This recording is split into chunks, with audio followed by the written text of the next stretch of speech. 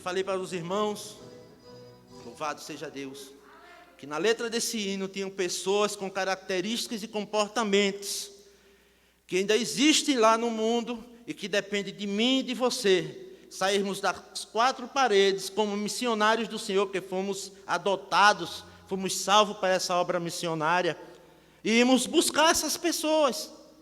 Por isso que Deus me deu esse louvor, para que a gente tenha pleno entendimento que Deus salva, que Deus transforma, seja o pistoleiro, o cangaceiro, o assaltante, a prostituta, o drogado.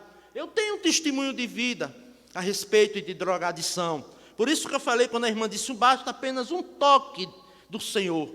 E nesse toque Ele levanta, Ele liberta, Ele cura, Ele transforma, Ele joga o anzol do divino pescador e traz aquele peixe que estava lá no alto mar, coitado, afundando já no pecado. Mas Deus vai e traz com o maior carinho para dentro da sua casa. E quem é que joga esse anzol do divino pescador? Eu e você.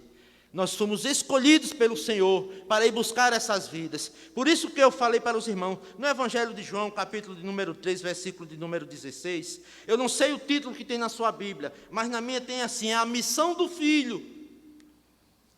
Todos nós sabemos que quando Deus criou o mundo tudo perfeito, Ele colocou Adão e viu que Adão estava só, e Ele também sabia que não era bom que o homem estivesse só. Mas também nós conhecemos que Adão e Eva pecaram. E por conta daquele pecado original, toda a humanidade passou a pagar um preço, ficamos destituídos da glória, da graça de Deus. Mesmo com os sacrifícios dos animais, mas aquele sacrifício cobria o pecado. Ele não perdoava, ele não deixava de existir. Mas eu vou querer dizer para vocês já de imediato, que o sangue de Jesus Cristo ele não cobre, ele nos purifica de todo o pecado. E quando Deus olhou o mundo e viu o homem caído no pecado, o mundo totalmente perdido na devassidão, nós conhecemos na Bíblia Sodoma e Gomorra, nós sabemos como o povo de Deus pecou no Egito, saiu do Egito, pecou, foi levado em cativeiro em Babilônia, nós conhecemos a trajetória do povo de Deus, mas quando Jesus Cristo foi enviado por Deus, por isso que o texto diz assim, que Deus amou o mundo de uma tal maneira, que deu o seu Filho unigênito, para que todo aquele que nele quer não pereça, mas tenha vida eterna. Sempre tem textos que diz que Deus amou e deu o seu Filho. Eu sempre coloco o texto como Ele enviou o seu Filho.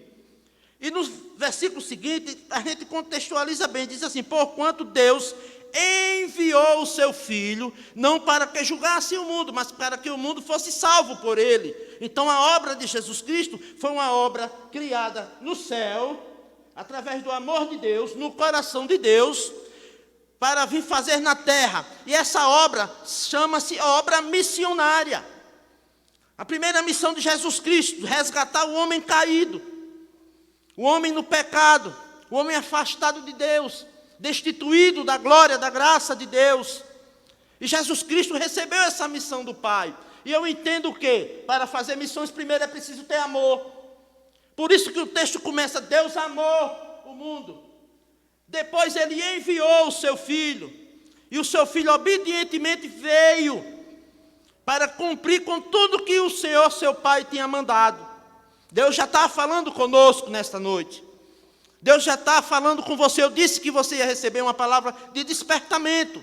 Não vai ser para lhe confrontar, não vai ser para lhe deixar constrangido, nem tampouco para lhe entristecer, de maneira nenhuma. Mas vai te despertar, para que você entenda que uma palavra sua tira o pecador lá do fundo do poço e traz para a maravilhosa luz do Senhor. Às vezes um pregador que está afastado, um pastor que está caído, uma cantora que desviou-se dos caminhos do Senhor, não interessa a razão. O que interessa é que você, eu, fomos escolhidos para levar o Evangelho, a inerrante palavra de Deus, que é viva, que é eficaz, que é mais penetrante do que a espada afiada de dois gumes, capaz de penetrar na divisão da alma e do espírito, das juntas de medula, e que é apta para discernir pensamentos e intenções do coração do homem. É essa palavra que Deus nos escolheu para levar.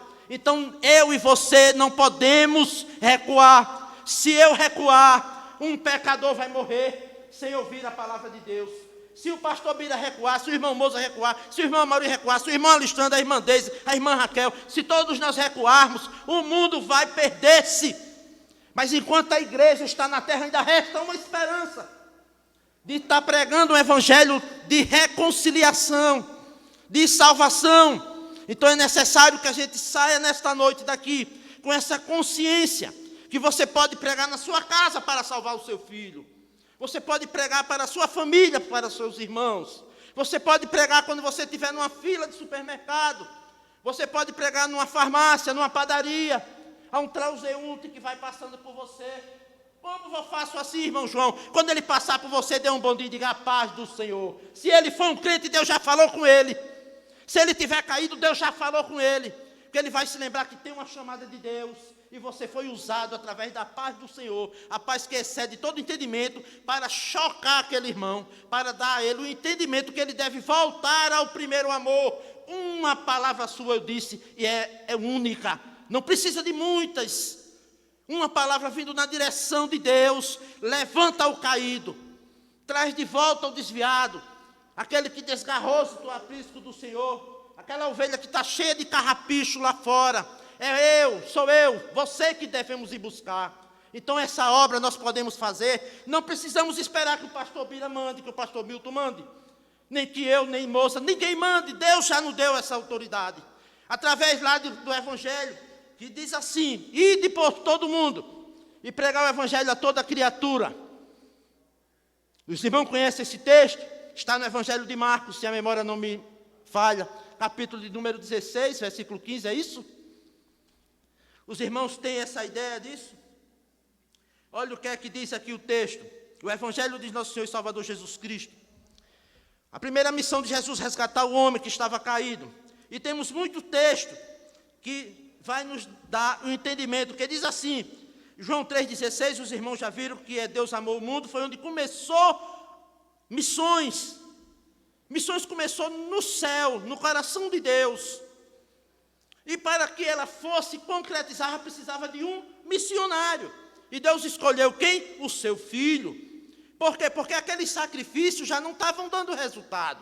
Precisava de uma morte de cruz, um sangue puro, carmesim, um sangue que não cobrisse, mas que lavasse, que trouxesse o homem novamente a ter intimidade com Deus.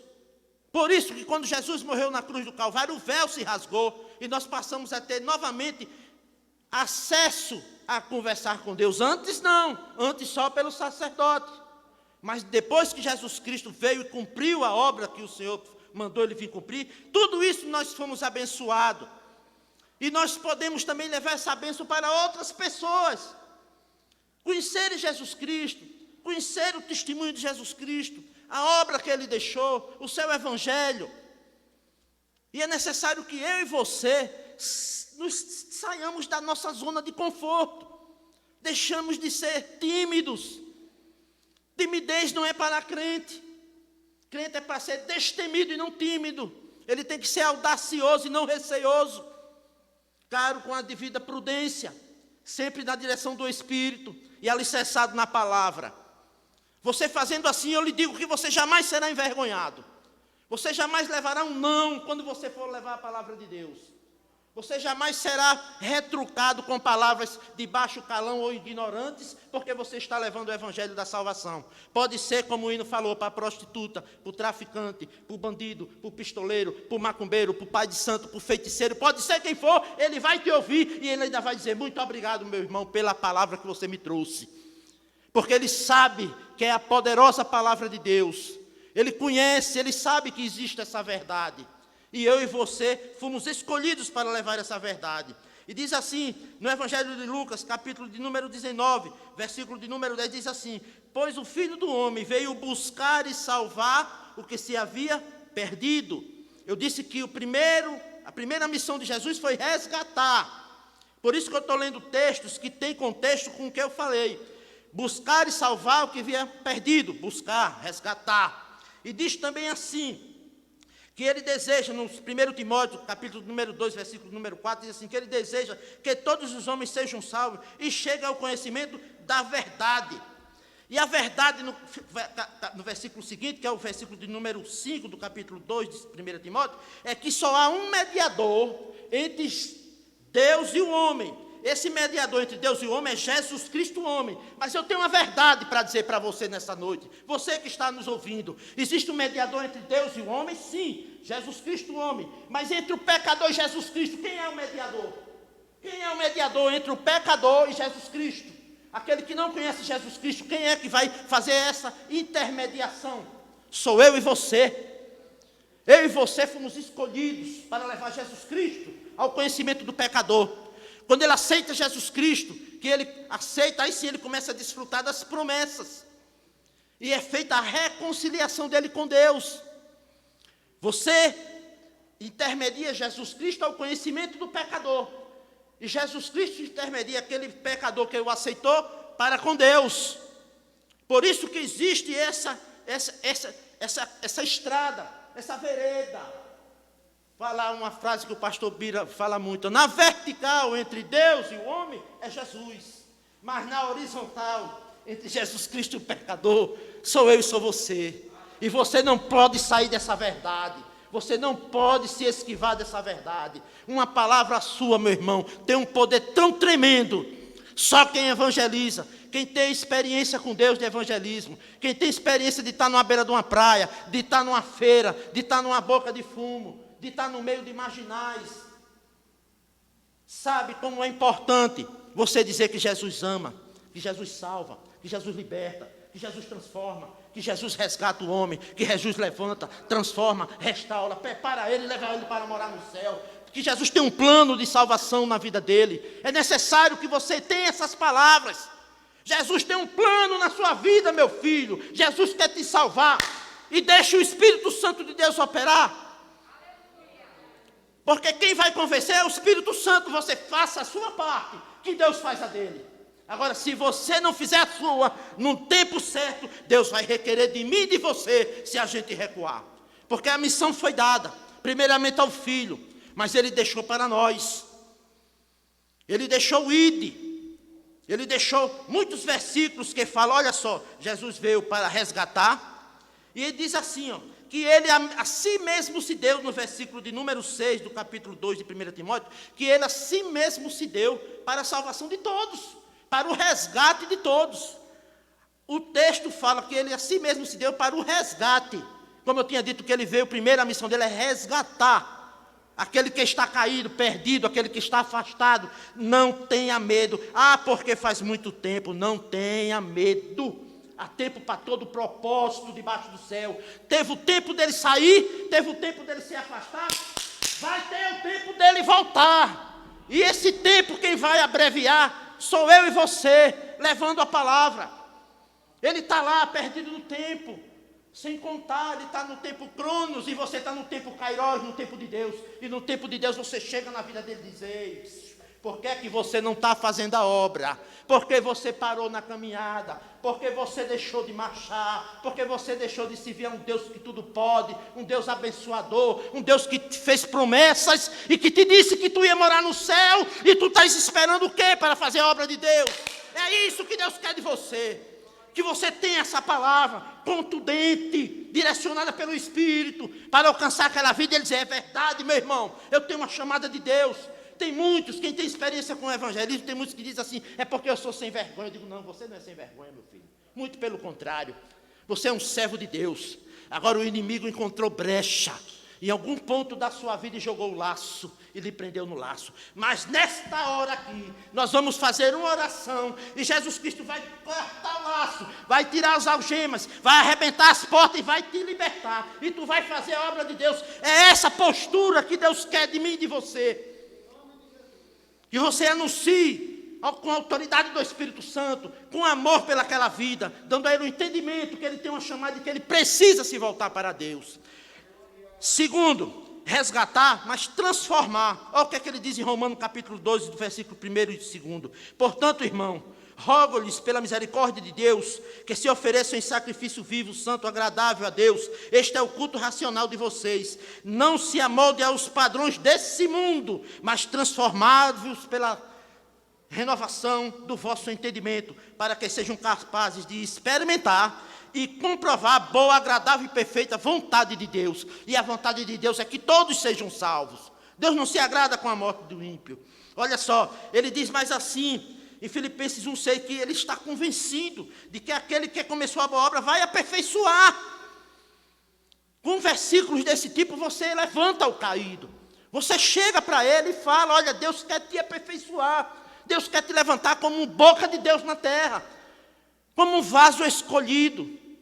E você é o canal, meu irmão. Eu sou o canal. Ele diz assim também, a palavra de Deus, que ele veio buscar, resgatar, transformar, mas ele veio buscar, transformar, mas ele veio também enviar. E ele nos enviou para fazer essa obra. Em Mateus, eu vou ler alguns versículos para encerrar, que já está bem chegando o tempo, e também já estou terminando a mensagem. Mateus, capítulo número 28, versículos 18 e 20, diz assim, então, Jesus aproximando deles disse, foi-me dada toda a autoridade no céu e na terra, portanto, vão e façam discípulos, mandando, fazer discípulo, evangelizar, buscar, aqueles que estão caídos, que estão precisando ouvir o Evangelho, de todas as nações, fazer discípulos de todas as nações, batizando-os em nome do Pai, do Filho e do Espírito Santo, ensinando-os a obedecer tudo que eles têm ordenado. Ordem de novo, ele manda e ele ordena, num só versículo, num só capítulo, num só versículo, 2, 3 versículos, aliás, desculpe, ele dá 2 ordens, e eu sempre digo, é uma ordem, um mandamento, é um mandamento, uma ordem, 2 ordens, 2 mandamentos, 2 mandamentos, 2 ordens, não importa como seja, o importante é que a ordem foi dada e que eu e você temos que obedecer. No Evangelho de Marcos, capítulo de número 16, versículo 15, aquele que eu perguntei, irmão, será que é isso mesmo? É isso mesmo, o Evangelho de Marcos, capítulo número 16, versículo 15, e disse-lhe Jesus, ide por todo o mundo, e pregar o Evangelho a toda criatura, aquele que crê e for batizado será salvo. Então ele vai crer se você pregar, se você não pregar ele não vai crer.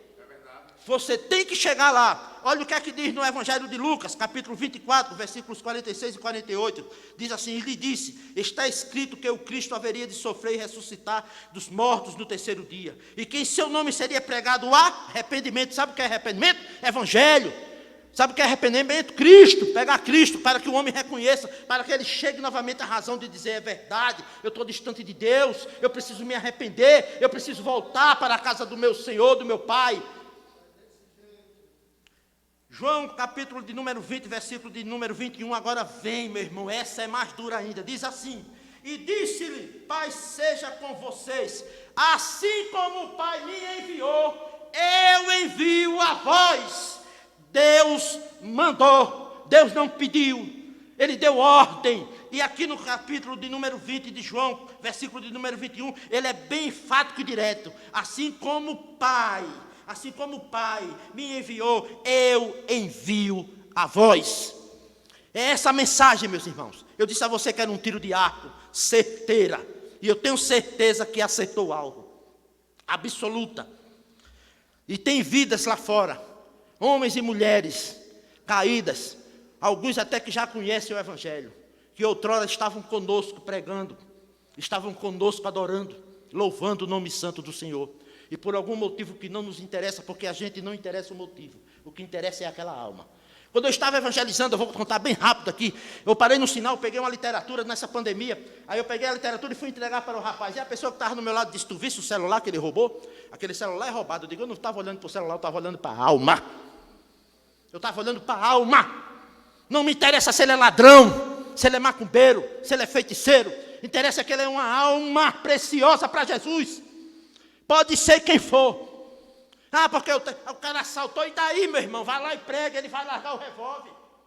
Ele não vai lhe assaltar, não, ele vai saber, ele reconhecer, você está na direção de Deus, você é cheio do Espírito Santo de Deus, Deus lhe encheu para fazer a obra, Deus se responsabiliza, Ele prepara, Ele separa, Ele envia, Ele supre, Ele respalda, Ele cuida de mim e de você.